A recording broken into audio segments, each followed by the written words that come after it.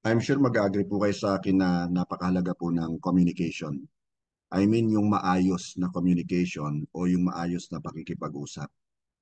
Ngunit sa totoo lamang po, hindi ganun kadaling makipag-usap o makipag-communicate.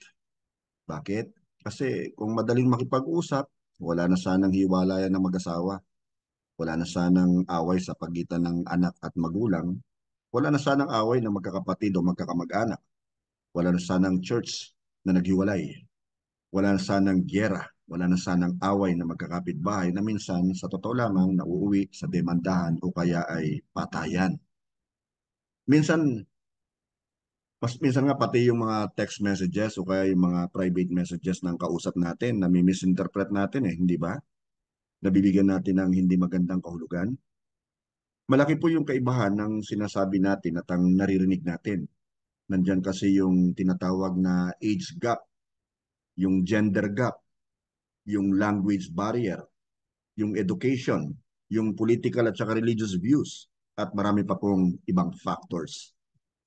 Kung nahirapan tayong unawain ng bawat isa, hindi nakakagulat na mahirapan din tayong unawain ang tinig ng Diyos. Gayunpaman, sinabi po ni Jesus na possible ito na marinig natin at maunawaan ang tinig ng ating Diyos at sumunod tayo sa Kanya. So ang pag-aaralan po natin ay pamamagatan po nating pakikinig sa tinig ng mabuting pastol. Basahin po natin ang ating text mula po sa aklat ng 1 chapter 10 verse 27. Si Jesus po nagsasalita rito. Ang sabi niya, nakikinig sa akin ang aking mga tupa. Nakikilala ko sila at sumusunod sila sa akin. So sa gabing ito, pag-aaralan po natin ang pakikinig at pagsunod sa tinig ng ating Diyos. Sa talata pong ating binasa, sinabi po ni Jesus na ang kanyang tinig ay katulad ng tinig ng isang pastol. So pag-aaralan po natin ang relasyon ng tupa sa kanyang pastol. Atin pong basahin yung nakasulat sa Aklat ng Awit at chapter 23 verses 1 to 4. Ganito po ang nakasulat. Ang Panginoon ang aking pastol. Hindi ako magkukulang ng anuman. Tulad ng tupa, pinagpapahinga niya ako sa masaganang damuhan. Patungo sa tahimik na batisan, ako'y kanyang inaakay. Sa verses 3 and 4, panibagong kalakasan, ako'y kanyang binibigyan. Pinapatnubayan niya ako sa tamang daan upang siya'y aking maparangalan. Kahit dumaan ako sa pinakamadilim na libis, hindi ako matatakot dahil kayo ay aking kasama. Ang Panginoon, ang pastol na ating tagapagpala, ang siyang pastol na ating tagapagpala, tagapagpatnubay, tagapag-ingat, at laging kasama. Tayo, ng mga anak ng Diyos, ang mga tupa. Ang awit chapter 23 po ay sinulat ni Haring David na naging pastol. Naalala at isinulat niya ang kanyang buhay bago siya naging hari. At ang larawan ng pastulan ay malapit po sa kanyang puso. Kaya hindi po nakakapagtaka na sabihin niya sa awit 23:1a, ang Panginoon o si Yahweh ang aking pastol. Alam po ni David na ang Diyos ang gumabay sa kanya tungo sa masaganang pastulan at nagpalakas ng kanyang loob nang siya'y dumaan sa madilim na libis ng kamatayan, the valley of the shadow of death. Bakit? Dahil alam niyang kasama niya ang Diyos na kanyang mabuting pastol. Ang tema pong ito ng pastol ay na-carry over sa bagong tipan kung saan si Jesus ang nasa sentro.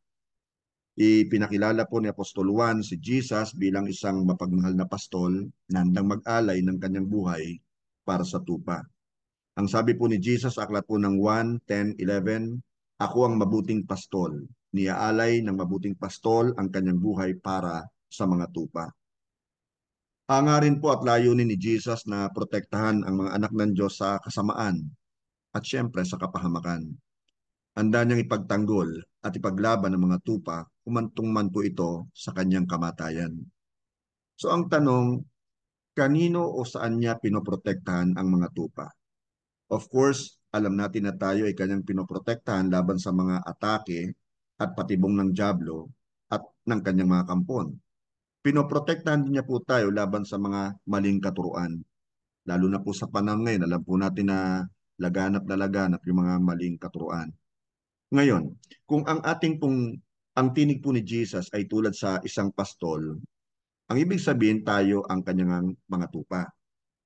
Hindi ko po alam sa inyo, ngunit sa totoo lang po, humanly speaking, Natutuwa po ba kayo na kayo po ay ikumpara sa tupa?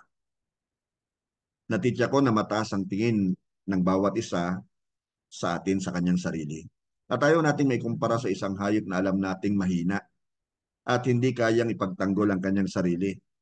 Ayaw natin maikumpara sa isang hayop na lagi lang sumusunod sa karamihan. Okay pa siguro na tayo po'y maikumpara sa isang agila o sa isang leon.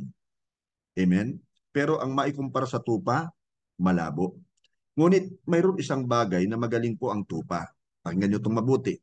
Magaling ang tupa sa pakikinig. Again, dun po sa awit 23:1a, nakasulat, ang Panginoon ang aking pastol. Marami pong may tuturo ang kapakumbabaan ng isang tupa tungkol sa ating spirituality.